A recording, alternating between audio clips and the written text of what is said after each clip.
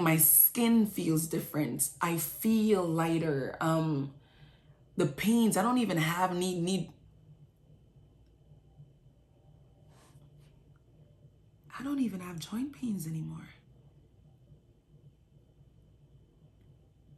Welcome, people, back with another episode of Let's Keep It Real, okay? The name is Leonica. Nice to meet you. So today we're going into an interesting topic. I'm here to share my story as to why I quit being vegan. So to those who don't know, I was vegan for the year 2018 when I was in LA. I'll be breaking down some of the main reasons why I stopped being vegan.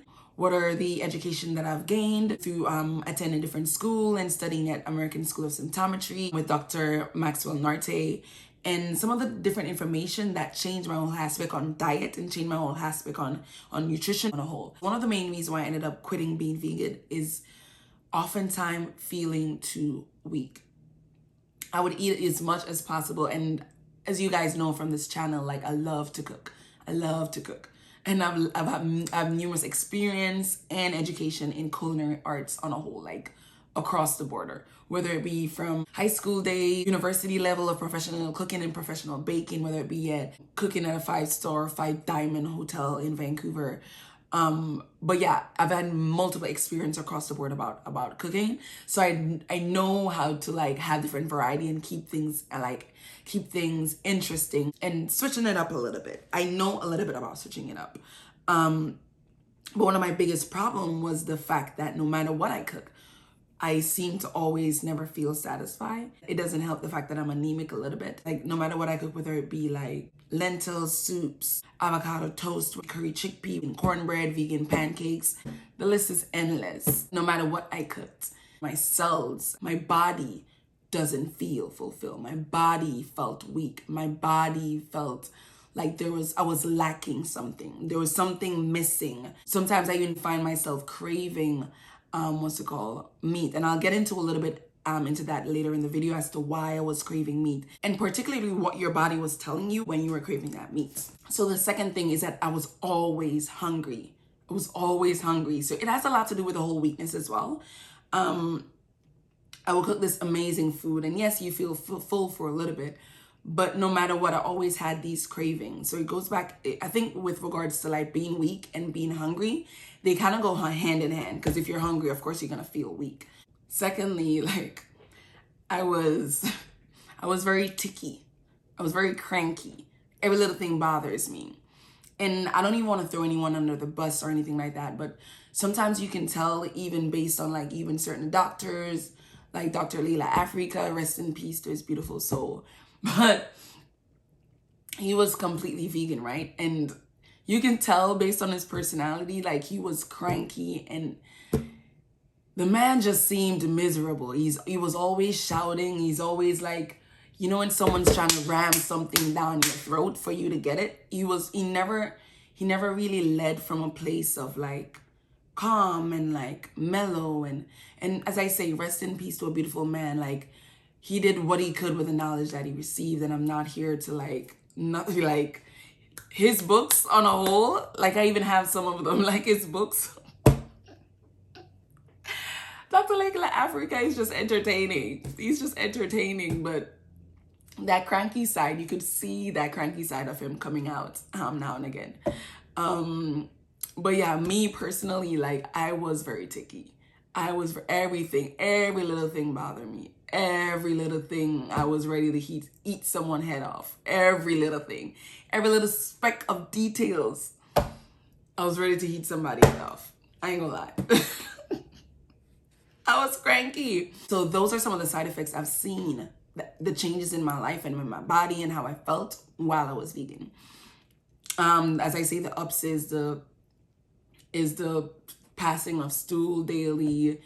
It's the feeling light in a good way, but sometimes not, because I remember doing the whole vegan thing and creating juices, which was like carrot and beet juice, and literally on the verge of fainting. On the verge of like I had to call one of my brothers out in Vancouver at the time, big ups to MJ, and he had to rush to my rescue because I literally couldn't move off the couch because my blood pressure dropped so low that turns out like beets on a whole is not even on the list of food that one should be consuming if they have like diagnosed with low blood pressure, which is I'm literally like a low blood pressure kind of person. But yeah, those are some of the instances why I kind of like, okay, maybe this veganism thing, even though like you've watched, what's that movie called on that Netflix, What the Health? You've watched What the Health on Netflix, and anyone watched What the Health on Netflix would want to go vegan. They talk about the carcinogen that is found in meat and in egg yolks and stuff like that. And a lot of those things are pretty accurate in which they are talking about, but there's ways in which you can cook it that would eliminate that problem, remove those toxins. So solution, why did I change from being a vegan? First and foremost, multiple people told me about it. My mom told me, like, you keep fainting, you keep being weak, you keep fainting, you keep being weak. You need to have meat in your diet to perform efficiently. My mom told me about that. I had my second mom, Gail, told me about that.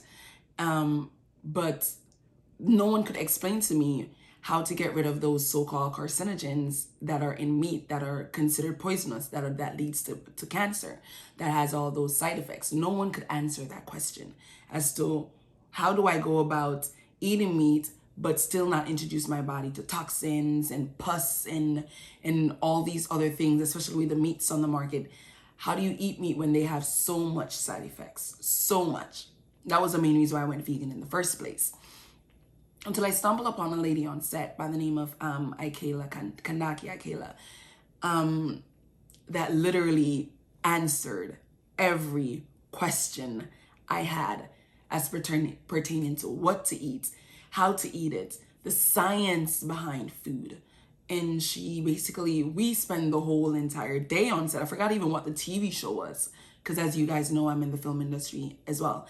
I don't even remember what show it was, but we spend the whole entire day whenever we're back in Holden, literally breaking down the science of food. And she basically introduced me to this science by this doctor by the name of Dr. Maxwell Norte, Ghanaian doctor who's a quantum physicist, biologist, chemist, homeopathist. He studied the entire science from cover to cover. And he had series of books, well, still available on Amazon. Some of his book is What to Consume is one of them, and then The Downside of Nutrition, the untold truth about the food we love. And she had those books with her on set because she's studying to become a doctor at American School of Symptometry, virtually, but the school is in Chicago. And she was answering every single question I had. She was answering why the fact that I got weak when I ate certain food. She was answering why it's important to eat meat, but at the same time, why or how to get rid of the carcinogens and the toxic within the food itself. She started answering a series of questions, and she also introduced me to his book. And the beauty about his book is that it's about this thick. Most of his book is about this thick. And he wrote it in such a way that a third grader can pick up the book and understand the science behind the food, understand science in a way that's like, it's not really written like a textbook where in which you have to like, you feel like you can't understand half the things that are in it. But this book was so perfectly written for the everyday people to understand it on a scientific level. So when she started breaking down why even it's important to eat meat or even red meat, specifically not all red meat, because she break it down the what's it called, the percentage each meat have with regards to even like iron level. I got intrigued. So last summer I went to American School of Symptometry and studied in their certificate program just to get an intro feel of the school. And that knowledge opened my eyes to so many things. First of all, when he started educating you on even iron, the difference between iron and heme iron is so drastically different, but it's not taught to everyone. Everyone thinks that, okay, iron is just iron. You can get iron from spinach. You can get iron from I believe broccoli. You can get iron from so many different dark leafy vegetables. Yes, that is true. But the heme iron is what our body as humans need. So many times you've listened to these self-taught, gurus of veganism on Instagram or all across social media, and they'll compare humans to gorillas or compare humans to all kind of animals, about like how the fact that gorilla only eats fruits and vegetables and gorillas as muscles and da da da da da, or comparing us to pandas and all kind of. I don't even blame them. I'm not here to bash anyone, because I too was, like, for lack of a better word, ignorant. I too was like uneducated on certain topics. So I'm not here to bash anybody.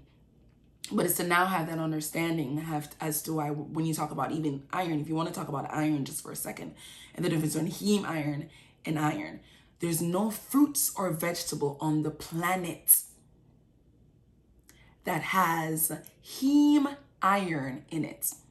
And the reason why I'm stressing heme iron so much, because that is the most important iron to basically balance your hemoglobin level. That is the most important iron to help your blood to move at the maximum speed of light in which it's supposed to be moving. You can never get heme iron from no vegetables or fruits. And let's get into the whole carcinogen aspect of meat and the toxic that is in the blood and the pus and the stuff like that. Big ups to Dr. Narte and even educating me on this, because he did it in a way, basically, because he had this thing that's called the chromatography machine. And the chromatography machine is the machine that you use to understand and dissect like fruits and vegetables and the importance of it and the different layers and understanding the food we eat on an applied quantum physics level and what it does to our cells on a quantum level. So in order to consume red meats like bison, buffalo, goats, and occasionally grass-fed beef, which has the lowest amount of heme iron, I believe it's 3%, but don't quote me on that. In order to consume those meats, those red meat, that you'll need your heme iron and amino acids to be prepared properly, right? Let's take a walk down historical lane. Let's take a walk back in time when grandma used to season her meats from the day before, and she'll wake up at 6 o'clock and blast it on high for about an hour, right? She'll be cooking that meat on high for about an hour. And then she'll simmer that down to almost off. Just simmer. And she'll slow cook that for another 11 hours. Just slow cooked and tender, and the meat will be falling off the bones. And by 6 o'clock, the meat will be so perfect. The meat will be, it's like the best tasting food you ever had in your life. And your body just feels amazing eating grandma's food. These are the funny thing is, our grandmothers was doing it the right way, but they didn't understand the science behind it. By cooking red meat on high for an hour and slow cooking it for 12 hours, disintegrate the toxic and the carcinogen and release the omega acid and give your body the heme iron that your body solely needs. Baby boy and baby girl, when I figured that out and I start cooking and preparing my meals that way, first of all, it seems like hard and ridiculous. But once you get yourself an Instapot, I myself have an Instapot, cook it on high for an hour, simmer it for 11 hours. And I like to do it and put it on like slow cook for 11 hours and go to bed. Wake up the next morning. And by lunch, it's like ready, or even before lunch, depends on what time you go to bed. It's ready. It's the best thing ever. My curry goat be licking shots. My curry goats be licking shots, bro. Like the food would be so scrumptious, so delicious, so And that's just the tip of the iceberg. That's just surface talk as to the diets and the importance of the food you eat. So right now, I only stick to 45 foods, which sounds crazy, but you'd be surprised what are in that 45 foods. Most of us already consume those food, and it's easier to do than you think, to be honest. Let me know in the description box below if you want to learn about those 45 foods on a scientific level, to eat on a holistic level that would help your cells on an applied quantum physics level. that would basically help you to be the best version of yourself. But yeah, after switching to symptometry, it's just like my skin feels different. I feel lighter. The pains, I don't even have need. I don't even have joint pains anymore. Oh my God. Oh, sorry guys, I just realized that on camera. I don't have joint pains anymore. Like it disintegrated, like it.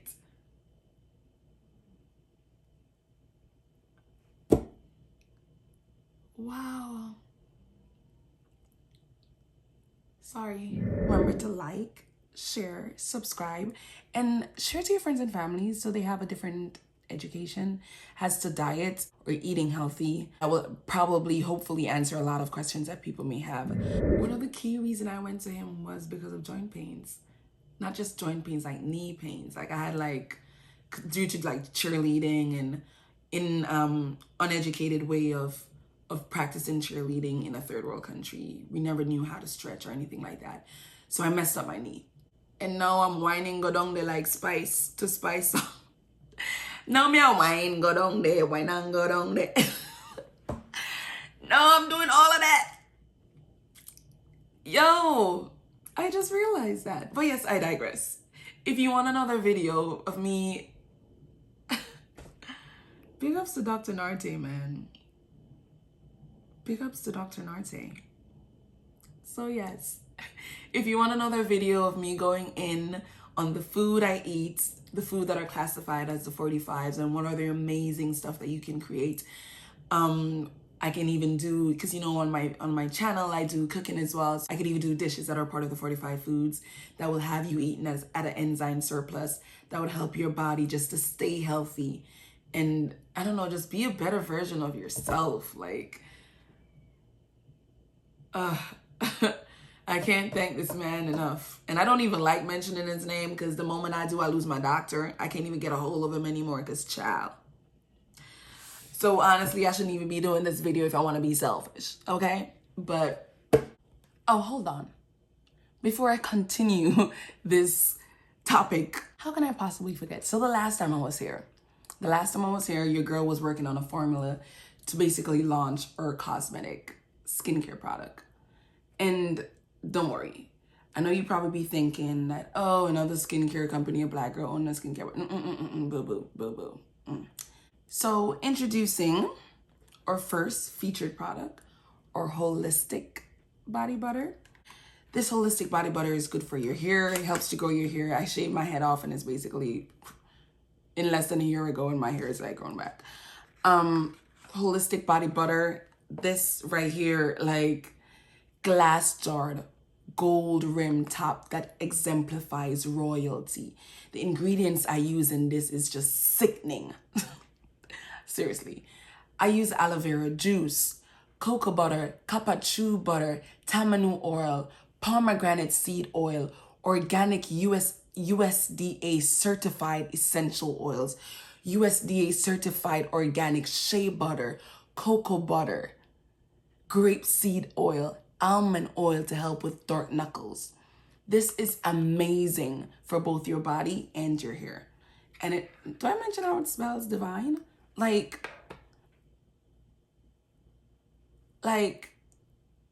non-greasy. You put this on your hands and it just melts away and leave your skin feeling absolutely amazing.